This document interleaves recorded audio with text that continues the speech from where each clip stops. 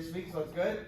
So defense against a standing attack from somebody attacking you from the rear. All right? Everything we've done has always been facing the person, whether it been sport jiu-jitsu situations or self-defense. Everything is the person's in front of us, so we can see when there's a threat or not. Okay.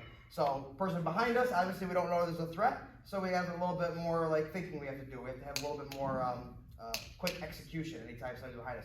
They get behind us, they put us in a compromised position. If we don't have the right reaction, it can get worse very quickly, okay? So let's just talk about the 3 different scenarios we're going to be working on.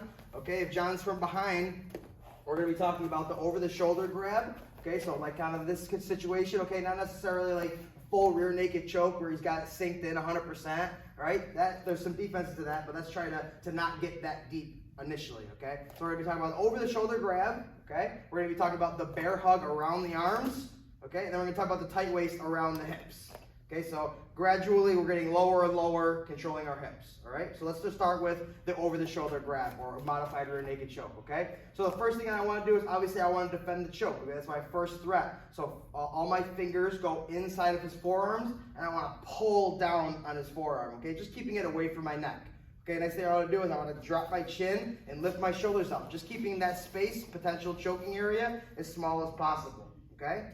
Now from here, I need to get a base underneath me. So I want to drop my hips and I want to squat down just a bit. Okay, so now this is putting my hips lower than his, making myself heavier and giving me a better leverage potential when I go to do my throw. Okay, my hips are underneath his. I'm going to be able to lift him a lot easier, especially if he's bigger than me. Okay, so reset. Okay, he grabs. 1, 2, 3. All at once. Okay, one more time. Right there. Perfect.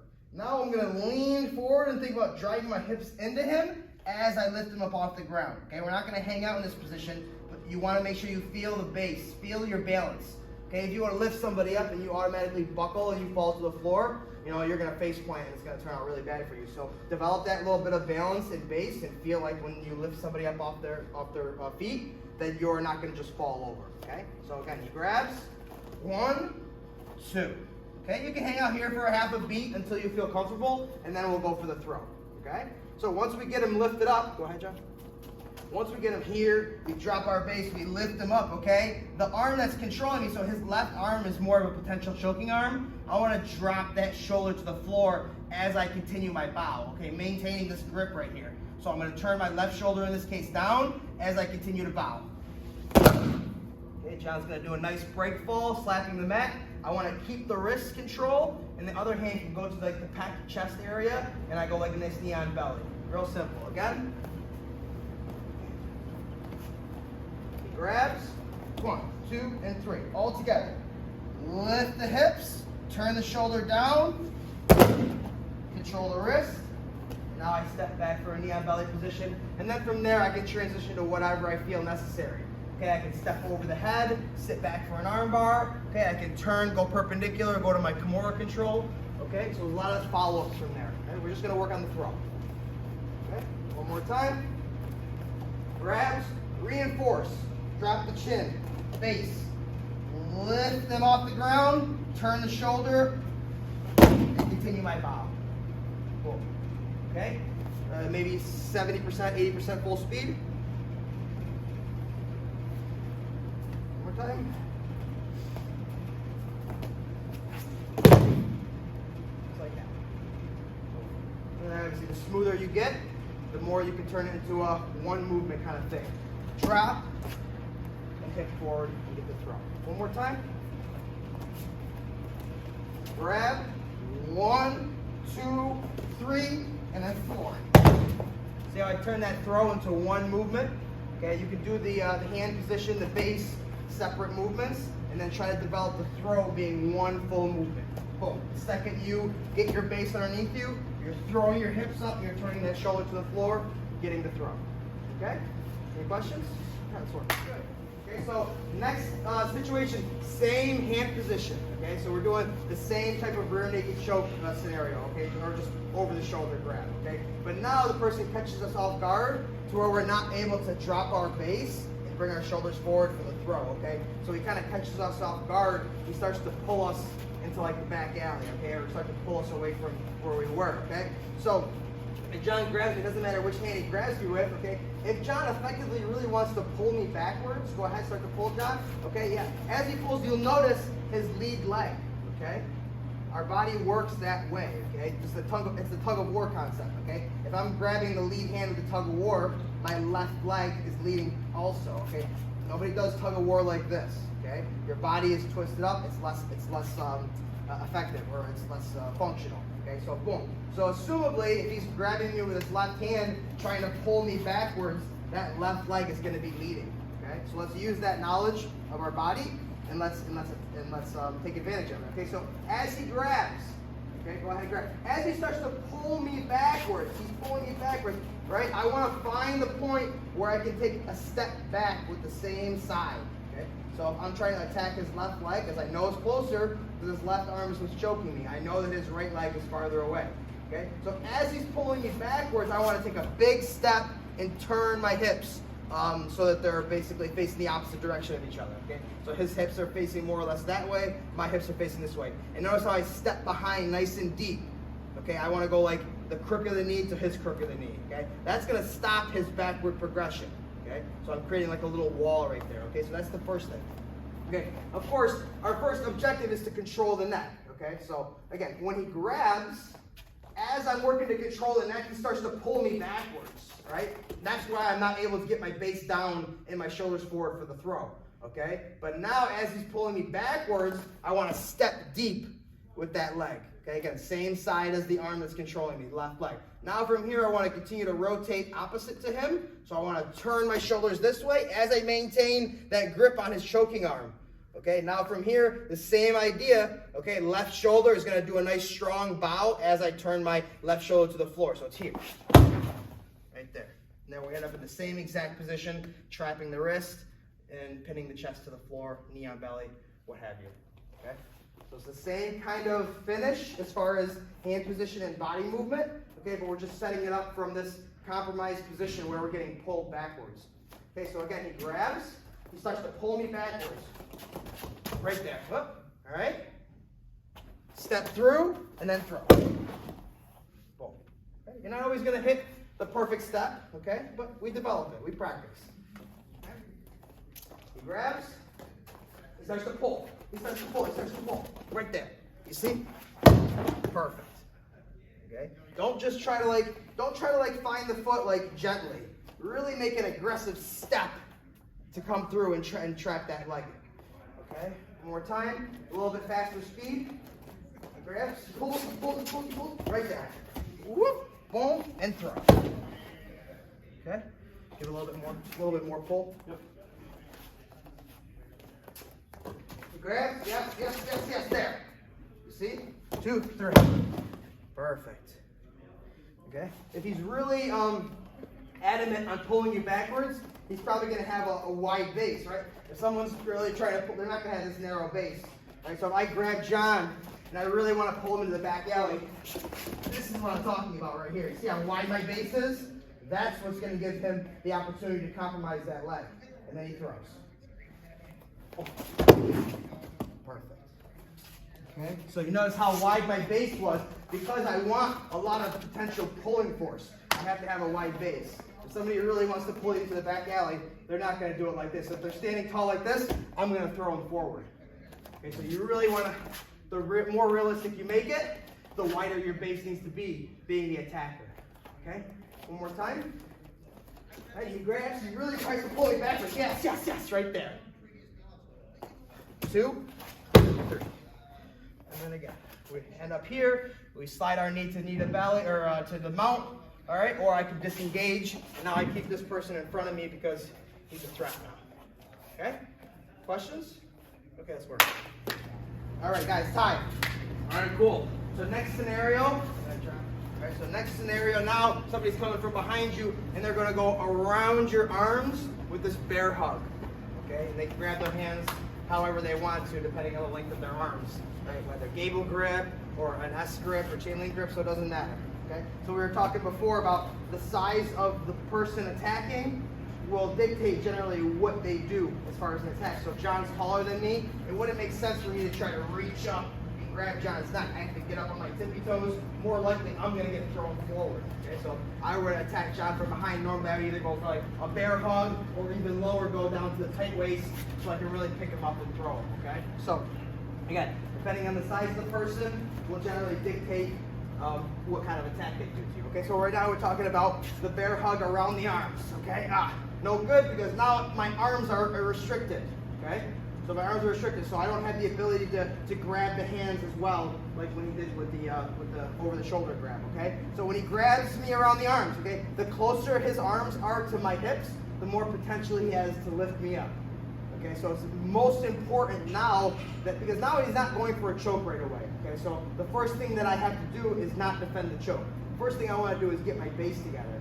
Okay, if I'm here playing with his arms, he steps in, he lifts me up off the ground. Okay, I'm in a world of trouble. Okay, so the first thing I need to address is my base.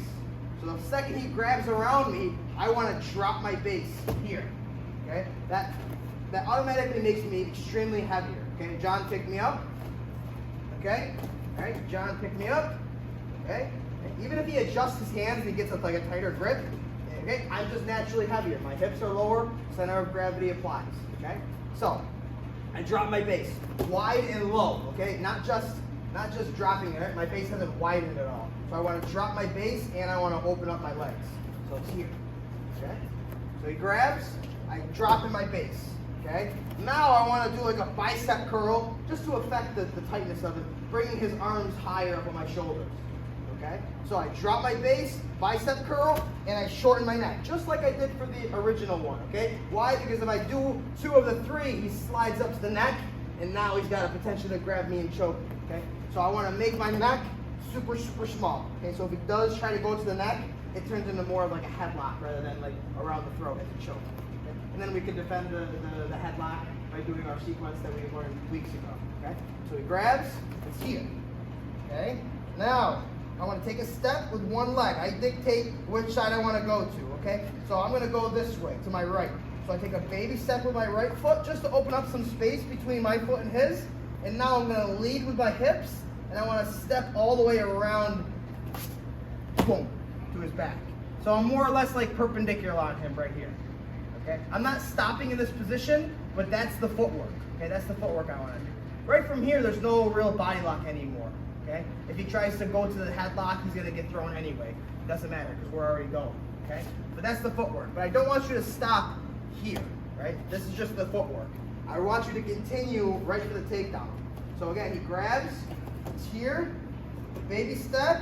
Now, as I do my footwork, as my leg comes through, I want to kind of cup his legs. So I come here. Okay, there's the footwork. And then the hand position. So I'm just going like thumbs pointing away, and then I grab the back of his knees, whatever this little like bones right here, or tendons right here, you'll feel them. Boom. Right there, grab. And then from here, I just very simply sit down, straighten my leg right here, and I fall. Boom. Right there, nice and easy. I want to maintain connection to his legs, okay, as I drive my feet and put weight on him.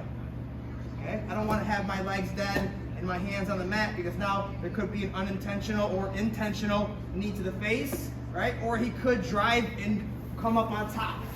Now I'm bouncing. No good. So after I fall, I want to keep my feet driving into him with my hips off the ground a little bit, and then I want to just check his legs so that he can't throw some unintentional or intentional knees. Okay? So he grabs right here. 1, 2, and then I'm going backwards. Right, 3. Feet on the ground, driving my hips up into him, and then I'm checking the knees. Okay, once I'm in a good position, then I'm going to start to square up to the person and get them into whatever kind of top side control that I like. Okay, one more time. Another direction. Let's do it from this direction here. So it's here, right here. Baby step. Drive the hips first, okay? Don't try to lead with the foot. It's going to be awkward. So shift the hip first, and then the leg comes around. Grab the knees, and then I'm just going to fall to the left leg right here. So I don't want to fall straight back. I'm kind of like turning right there. All right? Check the hips. Drive into him. Now, with a good tight side control. Okay? One more time. grabs right here. Baby step. Bring the legs through, boom, right there. Right to the floor. Switch my base, switch my hand position. Now I'm good. Whatever I prefer. Okay? Questions? Okay, let's work. Alright, so last scenario, okay? Now we're gonna go inside of the arms, around the waist. Okay? Inside of the arms, around the waist. So again, we're getting lower and lower to the person's center of gravity. Okay, we started up here, then we were here, now we're here. Okay, so the closer they are to my waist, controlling that position, the easier it's going to be for somebody to pick you up. Okay, assumably relatively the same size. Okay, and I'm hoping you're not trying to come up behind somebody that's 100 pounds bigger than you and try to pick them up from behind. Okay, if you're attempting to do that, you know, not very smart.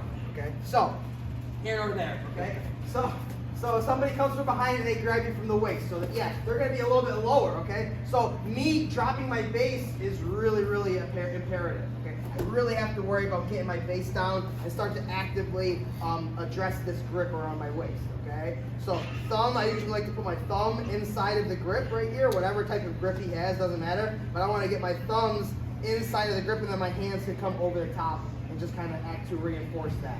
And I want to have my hips down really, really, really far. I want to drive my shoulders like back into the person as I bring my hips forward. Okay, you see this position right here? So I'm using him, I'm kind of like leaning my weight on him so that I can drive my hips forward. Okay? And if he lets go of me from here, I have to have that sensitivity to start to turn and face the person right away. Okay? That's just a kind of a traditional high school wrestler's escape from the tight waist. Okay? Standing position, you escape, turn and face the person, you get your point. Okay, but it's very effective. Okay? Just a very simple grip break. So from this angle, he grabs me, I'm here right away. Hips come forward, shoulders come back, and my thumbs are inside of his grip. Okay, I continue to drive my shoulders back as I drive my hips forward. That's what works to break the grip. Okay? Some people, if they got a stronger grip, you're gonna have to work a little bit. It doesn't. It's not like easy like that. Okay? But that's the idea. I'm constantly driving my hips forward and bringing my shoulders back and leaning on him as I put pressure on that grip. Okay? And then you feel that sensitivity of when that grip has been lost. You spin around and face the person. Okay? So he grabs. Okay? I'm right here. Hips come forward, shoulders come back. When I feel I strip the grip, I turn to face the person, and then I can maintain my distance because, again, now I know it's the trap. Okay. One more time. Grabs right here. Right? Perfect. Shoulders come back, hips come forward as I force it down. I'm not trying to lift the grip up. I'm trying to force it down, because my hips are now wider. And my shoulders are back, my hips are forward. I'm now a bigger person, so to speak. Right here. Right? The grip can come through. Okay, so that's the simplest one. Okay? If I don't react fast enough, generally the person's going to start to pick me up, okay? The hips are going to be in. Okay, so I have to recognize when I'm being lifted, and I want to try to work to find a hook on his ankle, okay? So if John grabs me, right, if I'm not too quick to start to pull my hips forward, as he starts to lift me, I want to work to get that hook, okay? If you guys saw what I did, as he drops in, boom, I'm hooking his leg with my leg right here, okay? You're usually going to see that one leg is closer to you than the other, okay? So boom, that's the leg you want to find. Okay, so if you rotate the position, as John goes to lift, I want to hook his calf. Again, boom, right there. You're not going to always get it, okay? But it's better to have the tool and maybe it worked than not have that tool at all. Okay, again, he lifts, boom, right there. Okay, if he holds me in the air, I hold that grip until he drops me down, then I find my base again, boom, break the grip. Every time he lifts me and picks me up and puts me down, his grip is getting weaker and weaker. Okay? So again, as he grabs, I'm here, it's not working well enough, he starts to walk his hips in to lift, I want to hook that knee. You see how I'm doing it? So I'm wrapping my leg around, curling my toes, and finding his shin. It's kind of like climbing a rope. Kind of a similar idea to climbing a rope. Okay, all it's doing is just anchoring me to him, making me a little bit heavier, and putting a little bit of compromising his base a little bit. Okay, so again, as he goes to lift, boom, I catch. That's it. He goes to lift, I catch. And then from there, I can slowly start to strip that grip and start to face him. Okay? One more time. He grabs right here. Okay? If I'm able to bring my hips forward and strip the grip, great. Okay, but in the process, he's going to start to walk his hips in and lift me. I want to find that hook, and I want to stop his lift. Again, boom, right there. Perfect. Okay. In the meantime, I'm working strip after strip and turning and facing. Okay? So let's just work on that one for a second. We got another one after that. That's one option. Very simple. Grip break. Okay, using that hook as a buffer to getting picked up easily. Okay.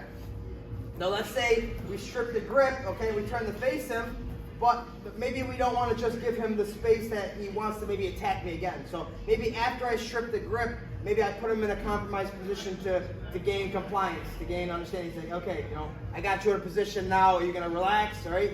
Right? So sometimes it's just breaking away and turning the face of the person. It's not going to stop the attack. Okay? So sometimes you got to put the person in a position where, okay, now I want to give up because now I got a potential to break something. Okay? So same idea. He grabs. Okay, I'm still working to do the same grip break. Okay. Another option that I have. Okay, if I rotate just a bit. Okay. So I got his right arm a little bit more exposed than the left arm. His right hand is on top of his left. Everybody notice that? Okay? So that's a little bit of a detail that as you train, you'll start to notice these little details, okay? So I'm working to strip the grip, okay? I can also release one hand and come behind the elbow. Notice I still have my base, right? I'm still bringing my hips forward and my shoulders backward. I'm still trying to strip the grip. Okay, but now I come behind and I try to catch the elbow with my little, like this little arc of the thumb right here, right?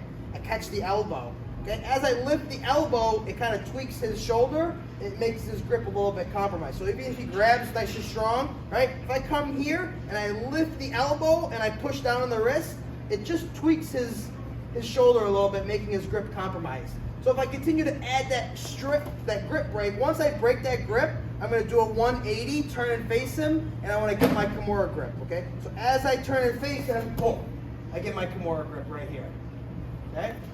Chicken wing his arm, drive his hand to his rib as I put downward pressure on the shoulder, right here. And now we're in a good Kimura control position where I can gain some compliance. Okay?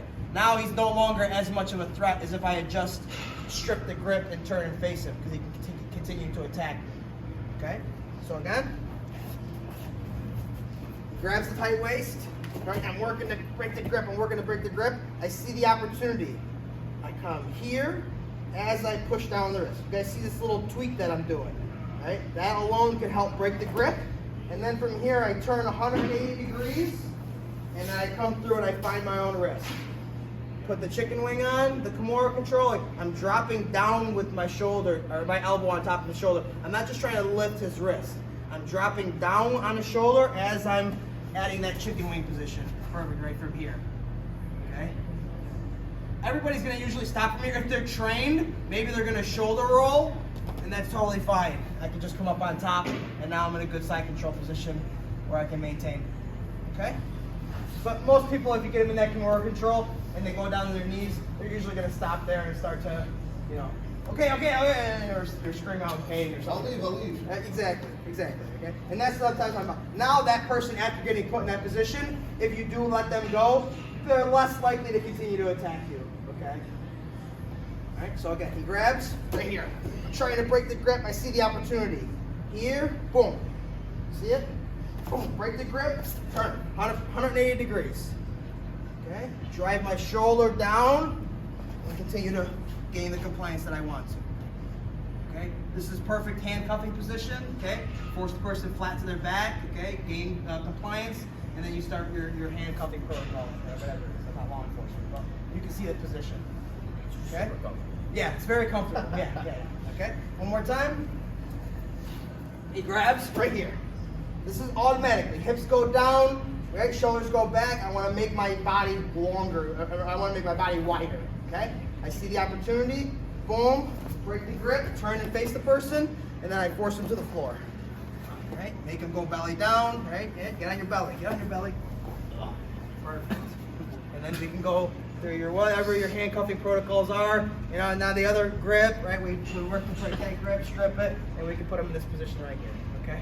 Again, I'm not law enforcement, but you can see the progress, you can see the potential with the handcuffing situation. Okay? Any questions? Okay, last one.